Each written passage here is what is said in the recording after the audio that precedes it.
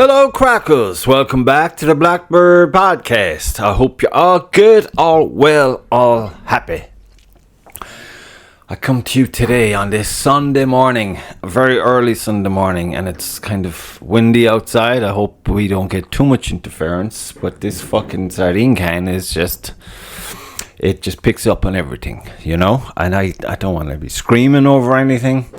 So if I do seem like I'm screaming over things, because it's in my head, this thing is like fucking, like we're at sea. But everyone is welcome to the Blackbird. Today what am I talking about today? Oh fuck. Yeah. Next Sunday, this coming Sunday, I suppose, by the time you get this, we have a UAR shoot. Is it a UAR shoot? At the Red Fox Archers, the club I am a member of. I'm a member of this club, and I am on the, what you call it, the committee? I do the PRO stuff. That's pretty much all I can really commit to on anything. So they do all the work, basically, and I'll ask them about it, and then I'll talk about it, or tell people about it. But there's, I'm sure it's the same with most clubs. There's a few, in the nucleus of the club, there's a few members who kind of make it all go. And they're behind the scenes a lot of the time. So I said I'll fucking tell you about that. So I have a list.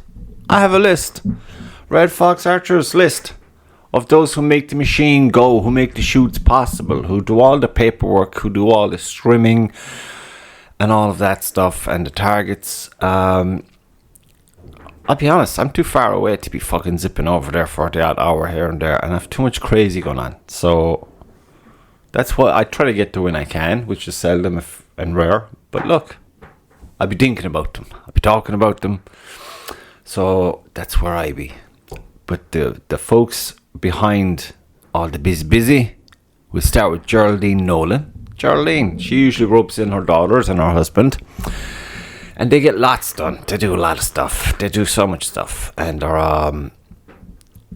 always coming up with ideas and stuff. So a big thank you to Geraldine Nolan at Red Fox Archers. If you see her on the day, folks, say, well done, Geraldine, you're doing super. Keep it up. And then we have Phelim Canty, who you all know and adore, I'm sure. Phelim is also, you know, he's got his kind of, everyone has their crazy shit going on and their work stuff and all of that jazz, which, you know, blah, blah, blah. But I must remind you, these folks are in close proximity, geographically speaking. So I'm just saying, okay? Before y'all go calling me out as a lazy. Fuck it. I'm just, no. But luckily we have these people, and Phelim Canty is number 2. Phelim is good man for the old moving targets here and there and doing all the thinking stuff. And the streaming. Lots of streaming and hacking and clearing paths for y'all. So well done, Phelim. Big thank you to Phelim, everyone. Next time you see Phelim, pat the shoulder. Well done, Phelim. Then we have Cute Ryan, of course. Cute Ryan, who's always same as Phelim, you know, wrecking his own head over trying to get things right and get everyone involved and all that. It's still early days as well for Red Fox Archers, so it's like, you know, the hardest part is probably finding that calm in your mind, not to be like trying too hard to expand and all of that, because that'll happen naturally and it'll evolve and so on and so forth. But at the moment, there's Keith Ryan, and his wife Sarah Ryan helps out a lot too. And then we have Liam Ryan. I don't think Liam is related to the aforementioned Ryans, but Liam is he's always in there ready to give the old shoulder to the wheel now and then. Well done, Liam. Then you have the brother David, who does paperwork from afar. Probably causes more fucking questions than answers. But look, it's a job that he's doing, and he does it well. And then there's myself. I suppose I'm the mouth. I blah, blah, blah. I tell you all about it when I know about it. Sometimes I don't. But look, this is Red Fox. This is the core, and we invite you to come and shoot with us at our woods Sunday, okay? It's on Facebook, you know the whole drill. Bring a mug, tile it on site, Gates open at 8, I guess. 8. And we'll probably shoot by 10. Yeah, I think I covered everything there. See how I work diligently at this. So that's the Red Fox Archers covered, I hope. Again, I think we might have another shoot later at the butt end of the year where the weather's kind of really funky. But because in the woods, your footing, you don't want to be slipping and all that. So I'm looking forward to that. Looking forward to Sunday. Hopefully there'll be a blast of folks there. People back from Yuki Fac and all of that jazz. And other competitions around the country. And I think the following week then you have the Munster 100? So we'll get some details on that for next week. We'll put it out there because that's going to be, I think it's a first. 2 clubs, 2 days. So you do your day at Blackcastle Archers and then you scoot on over to the Limerick Field Archery Club, Forest and Woods, whatever, and chill out there for the evening and then up and at it early the next morning. And then I think there's a blast on after that, but I won't be going to a few because I won't be around to go to them. But look, fucking year's nearly over already. It's crazy how fast it's going. I can't believe it. So that's your archery info, and it took no time at all. I was hoping to wring that out a little, but what can you do? That's where we are.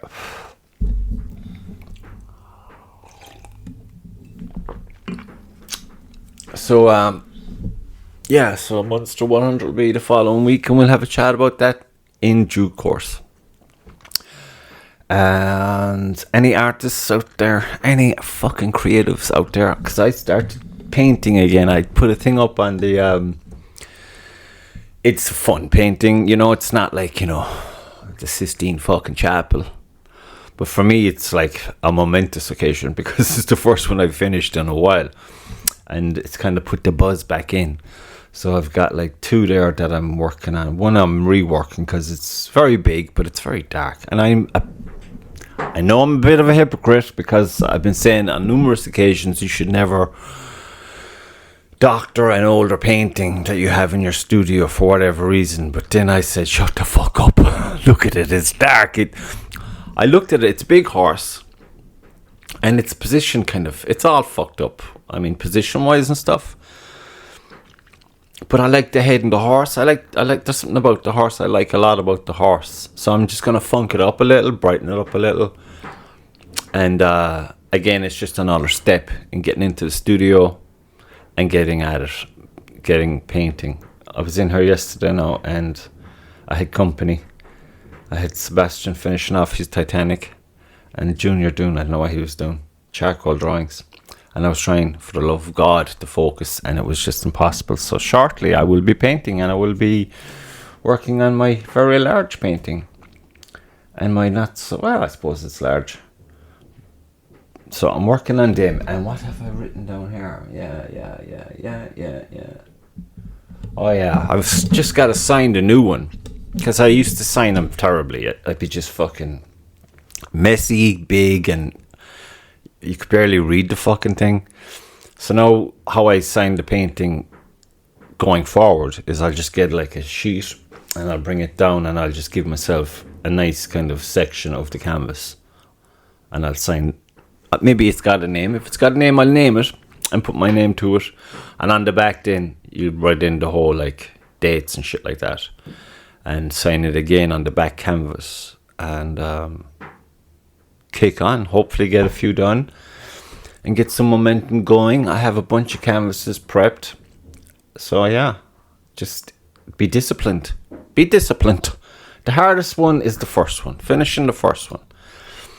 So now the plan is don't think it, just fucking do it and see what happens.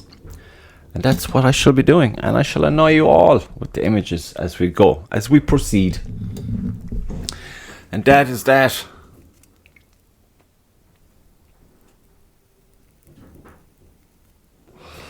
I have been looking to see if there's any other artists who aren't such babies who'll come in and talk about their art, their craft, their whatever. I'm making a list and I'm checking it, and I'll be sending out my birdies soon. And if they come in, great. But if they don't, fuck, I'll have to research stuff, because I have to come in here once a week. It's like a mental illness now. And ye who listen, thank you very much. You too must have some kind of mental illness that need this kind of ranting in your life. But thank you, I appreciate it. It's great, it's fun. Wow. I see that Usyk, is it Usyk, the boxer?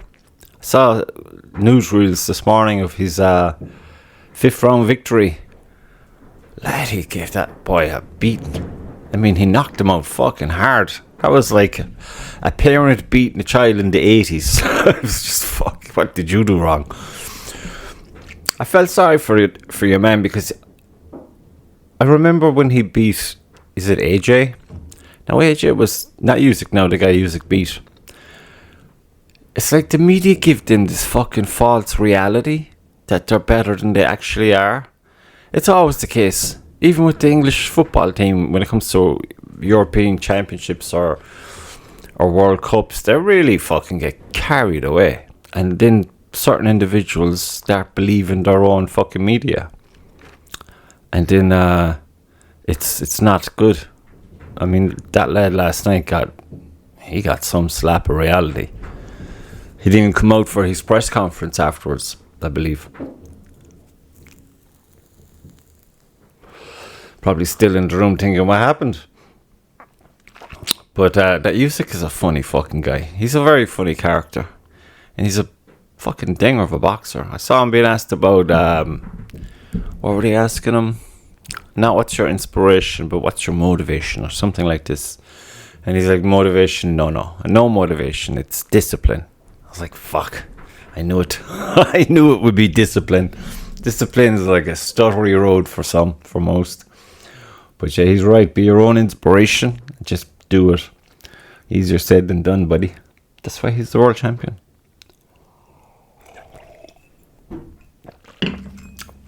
But yeah, he fairly drilled that home. Damn, I felt it. So congratulations to Usyk. Very good victory. Wonder who he'll fight next. So that is that. That is all I have on Mr. Usyk. He's a cool dude. Was also watching, do you know the Dr. Peter, is it Peter, what's his fucking name? Jordan Peterson. He did this, I think he's, the first book I found of his was 12 Rules for Life. I don't know if you read it or not. I thought it was, I don't know what I thought of it. I didn't think much of it, okay? I like the guy. I like watching clips of him sometimes and watching interviews with him. But he was interviewing this fucking really geeky brainiac of a guy. Fucking, this guy now is kind of, his brain is working perfectly fine. He's a scientist and is he a physicist? But he was going through his whole journey, if you will. And I mean, this guy, he's very, very, very brainy. He's very, very awake to the building blocks of reality. And he's going on about all the companies he's done, all the books, the papers he's written, and he's been cited the most by probably any other guy who writes these something scientists do. They write books on their theories or their experiments, and then they put it out for peer review, and then people in their field or related to their field will read it and either dispute it or build on it or whatever. It's up for debate, opens conversation and moves it along nicely. And he's kind of not dependent on grants and shit, you know. He's set up his own companies where he could bring his, how would you say, his understanding of certain sciences, how he can bring practical uses for them. So he makes companies to integrate it into modern society, and in the sciences and in technology and all that. And then he did this separate project about the whole UFO question, because surprised me, that question. To hear Jordan Peterson ask this fucking definite scientist guy. He actually looks like a villain in a Superman movie or a James Bond movie, but he's come across nice. But he asked him about the whole UFO thing, because apparently your man was, he set up a company as well that would investigate anomalies in the skies. And his foundational reason for that was a patriotic one. I think he's American.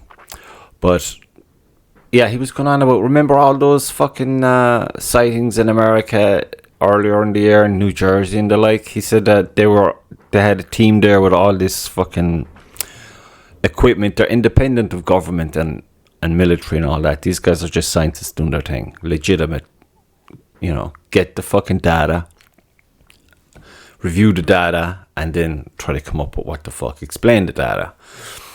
And all of these fucking UFOs and whatnot, he can say with all the data that they collected, it was all man-made. It was all, it was all man-made stuff. It was all, I suppose, military, American military. Because, you know, let's be honest, America's fucking crazy, okay? Sorry now, American people. I don't mean ye individually, but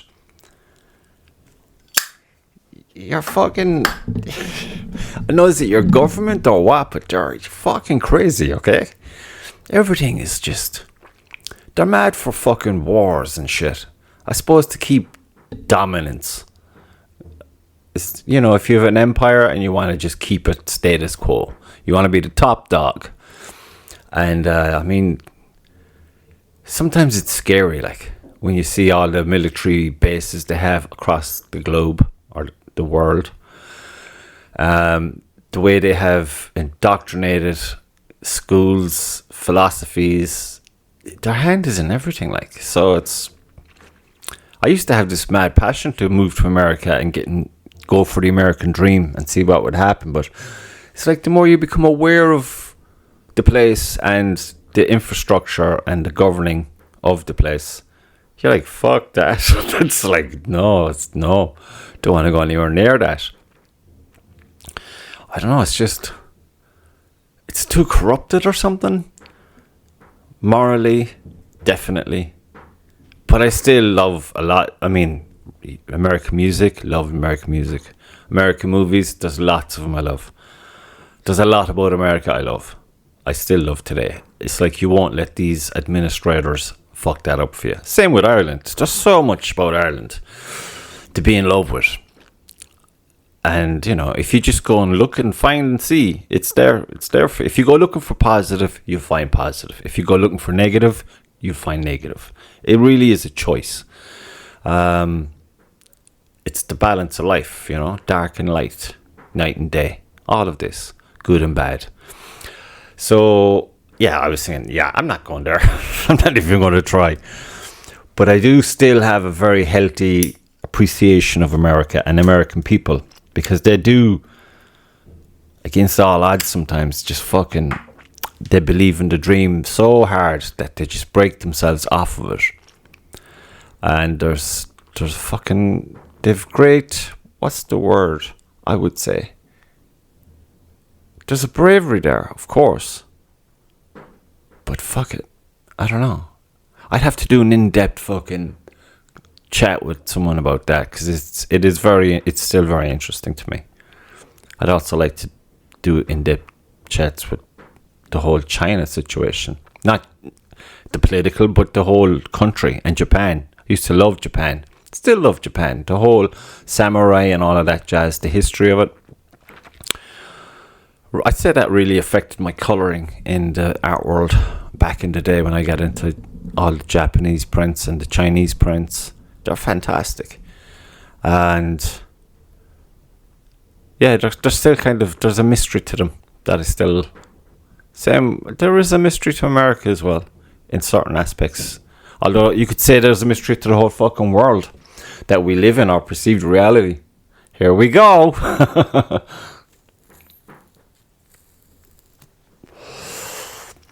Because the more I be thinking, like, perfect example is the recent painting I finished.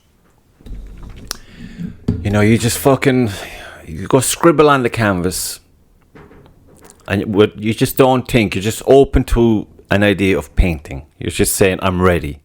And you fucking do this. Next thing, you know, you could be looking at it for a few hours or a few days, or maybe instantaneously once you have it all there, you're like, okay. Then you think of colours that you're going to use. Now, with this one, I went initially with primary colours, and that was going to be it. But I think I might have gone outside of that a little. But so it's like the idea thing. Is it your idea, or is it that you're just open to this idea that's going around the wheel, and then it's just waiting for a home? Because it's going to come in regardless. So if you're the one open to it, you get it. And if you're not, someone else will get it. And then it depends on the individual then if they're going to influence it too much and fuck it up, or just not think and just do and just have it done. So I think that's very interesting, because it seems to be the case, like this scientist guy was saying.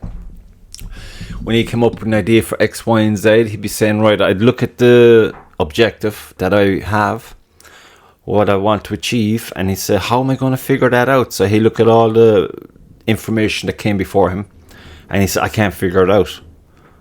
But he'll have it in his head, and then he'll go away and he'll go give a lecture because he's a professor, and in the middle of a lecture that has nothing to do with his question, some weeks or months later, it's like he gets a fully formed response to his question before, and now he's got a fully formed idea. It's like do you ever hear some of your favorite singer-songwriters say, it came to me in no time at all, it was like ready-made? That's the same principle, and it seems to be right across the board with everybody who endeavors to do anything. So I think that's very interesting. And the more you go into that, the more you start thinking, oh, you know, the reality we have, I think it's kind of very base, and it's kind of removed a lot of the actual reality. So we're being fucked around, or not fucked around, that's probably the wrong. We're just searching in the dark. We're reaching in the dark, basically. And this guy maintained anyway that, because he was going on about the UAPs and all that, that he can definitely say, based on his experiences thus far in researching everything, that there is a non-human entity that has been in this plane we live on before us probably, and is influencing everything. So make it out what you will. Is it Scooby-Doo time? Is it just some... Because you can't take... When I get information like that, I'm like, get the fuck. I can kind of believe it, but then you know, do we have the mental capacity to truly believe it, to truly understand it? Have we been so indoctrinated by culture, systematically fucking blinded by school, education, academia? Because a lot of these other things where you get the magic has nothing to do with any of this stuff. It's more about you just tuning into you and coming up with your objective, and then if you commit to that, it comes to you, you know? And I think that's mad. There's your magic, people. So that's kind of the way I'm going to approach these next few paintings. I mean, the fact that this scientist guy admitted this was interesting. Because I don't know, I've trust issues. I have very serious trust issues. You know what I mean? I wouldn't trust the chicken I eat. But we're all just dreamers in a dream. So dream a good dream, you know? But you should check out that conversation with that guy if these things interest you. They interest me. I like to go off fucking script now and then and just look at things, you know, that are frowned upon, or, you know, that there's a group that have seemed to spend a lot of time and energy in vilifying anyone who'll even look at that direction. They might question it and think of it, ponder it. And then, you know, but this guy seems to be financially secure enough to do it. So I don't know. It's interesting, don't you think? So yeah, I was thinking maybe once in the blue moon, once every couple of months, we'll say. Because there's so many subjects out there. Now, I was talking to a buddy of mine, Anthony, at the last shoot I was at in Limerick. And he was like, as if I didn't know, trying to tell me, look, with the whole birth of the internet, and then with the realization of, we'll say, the mass of people who contribute to the internet with content or whatever, after, we'll say, I don't know, a certain event in recent history where they realized, wait a minute, media is bullshit. Media is just not what it's meant to be. So there's a loss of trust.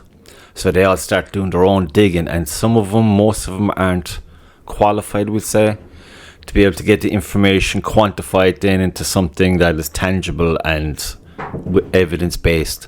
And then they just put it out there like, what if? Unlike this scientist guy who has fucking loads of data and loads of ways to approach it with logic, with reason, but also he's subconscious. He can just get the information, say, okay, I got it. I can't figure it out, but what does this mean? And then he goes away. I suppose it's kind of like, when you're brushing your teeth in the morning and you have a question and you're like, oh, if it stumbles you, and you're like, oh, fuck it, I'll figure it out later. But you've asked the question. So now you've put your mind to work in the background. The mechanics of your mind is doing the work while you're off doing your everyday. And you could be reading a book or watching TV or whatever it is you do. A couple of nights later, and eureka. You get it. You go, fuck, give me your pen now. And you got to write it down. It's like that. But you have to really make the conscious effort to say, I believe this is the case. You got to be willing to experiment with your own head. So yeah, I'm going to see if this works, because I think it could work. Because why else are they putting so much money and effort into, media, we'll say. Mainstream media, like movies. Radio is a perfect example. It's so repetitive. It's all about repetition. I mean, how many times have you heard a new song come on the radio and you're like, Christ, I hate this fucking bullshit. It's not music. It's that. And you go off on one. And then maybe 2 weeks probably, realistically, 2 weeks later, you're loving this song, this same song, that your initial reaction was a true reaction. It was like, this is bullshit, this is just not real, and it's just crap. And then 2 weeks later, you're whistling it, you're singing it, you're humming it, you're loving it. You can't get rid of it. Same with the news. That's why you have news on the hour, every hour, and there's a thread of repetition in the content. To program you into thinking, it's basically just repetition. So that's why I like to break out of it now, like regularly, and just go off the wall places and just look at fucking clouds, grass, trees, people. I just fucking absorb. You know what I mean? You're not trying to figure shit out. You're just trying to give yourself more channels. You want to perceive more, and you're not thinking anything other than just have more than one channel. You know what I mean? Don't let anyone have like a dominant thing on you except you, and have the chats with yourself. Write shit down. All of this. Excuse me. These for me are ways to kind of just wake the fuck up, because unfortunately for some of us it seems as if it happens too late. And then the question might be, well, what the fuck can I do about anything? So you might be overwhelmed by this I don't know, inability to make any influence on anything, when in fact you start with you, and then everything changes. But everything isn't going to be the magazine lifestyle you're fed it was. Sometimes you find when you're looking and talking with some people that you grew up with, and you can't believe they're saying the things they're saying, you're like, what the fuck are you on?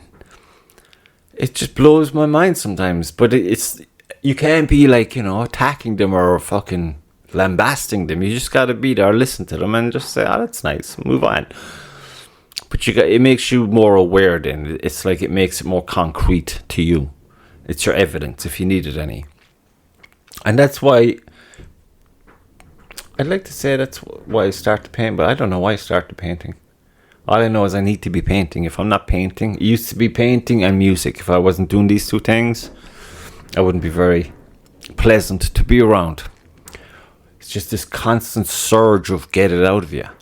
So if it's still there at this stage, you got to start looking at it and saying, why? Where's that coming from? What's that about?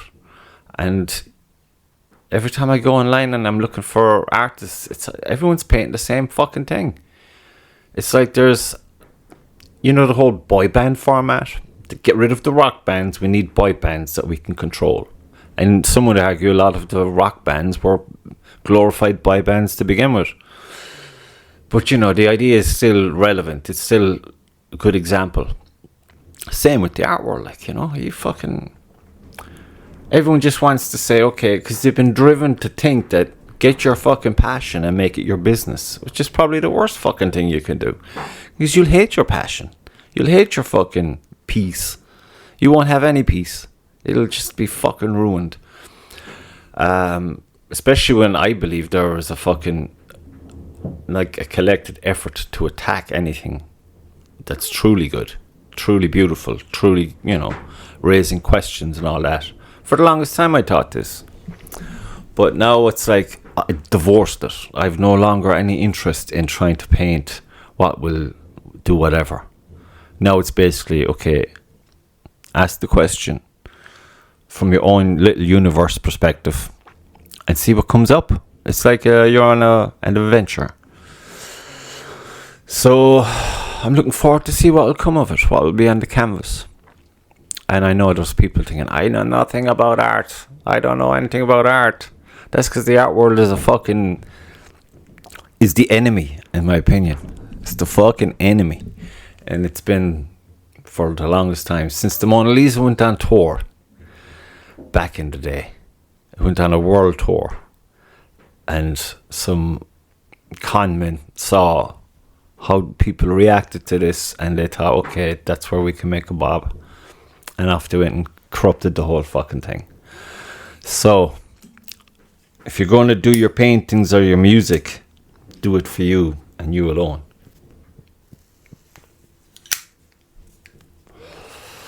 That'll keep it real for you.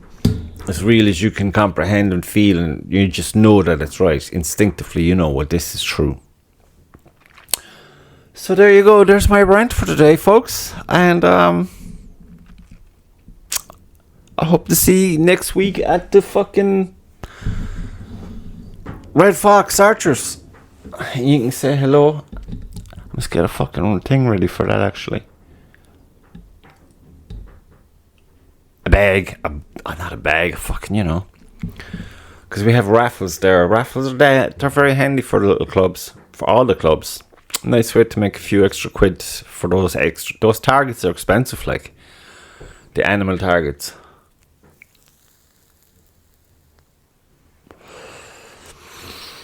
So now, my crackers, I will bid you good day, okay? And I meant to be doing some fucking podcasts for Tavam, but shh, say nothing. I'm going painting, I'll be honest with you.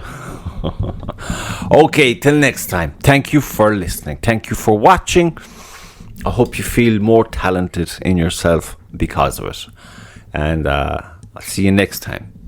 So bye-bye, bye-bye, bye-bye.